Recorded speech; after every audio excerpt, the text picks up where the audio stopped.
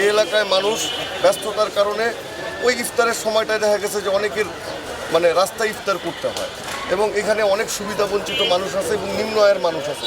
সকলের কথা বিবেচনা করে আমি গত বছর থেকে এই ইফতারের আয়োজনটা এখানে করতেছি এবং সকলকে দিয়ে আমি নিজে ইফতারি করি।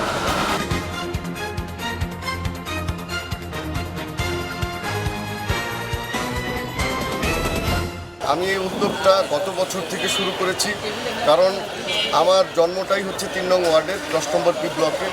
আমি দেখেছি যে আমাদের এই এলাকাটা হচ্ছে একটা ব্যবসায়িক এলাকা। এই এলাকায় মানুষ ব্যস্ততার কারণে ওই ইফতারের সময়টায় দেখা গেছে যে অনেকের রাস্তায় ইফতার করতে হয় এবং এখানে অনেক সুবিধা বঞ্চিত মানুষ আছে এবং নিম্ন আয়ের মানুষ আছে। সকলের কথা বিবেচনা করে আমি গত বছর থেকে এই ইফতারের আয়োজনটা এখানে করতেছি এবং সকলকে দিয়ে আমি নিজে ইফতারি করি।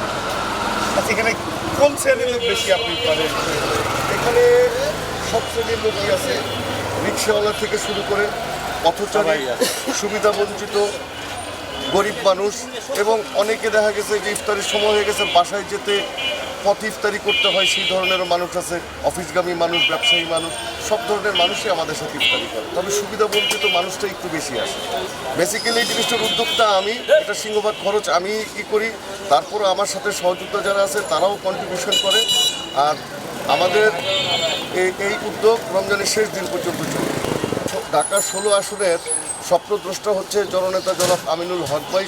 তিনি মাননীয় যুব ও ক্রীড়া প্রতিমন্ত্রী। ওনার কাছ থেকেই আমাদের ভালো কাজের অনুপ্রেরণা। উনি আমাদেরকে শিখিয়েছেন যে মানব সেবা কীভাবে করতে হয়। ইনশাল্লাহ এরপরে আমরা ক্রীড়াঙ্গন নিয়ে কাজ করতে চাচ্ছি। এই এলাকার বাচ্চাদের একটা খেলার মাঠ নাই, তো আমরা ফকিরবাড়ি প্রাইমারি স্কুলের যেটা মাঠ সেটা আমরা সংস্কার করে খেলাধুলার দিকে আমরা আগাতে চাচ্ছি।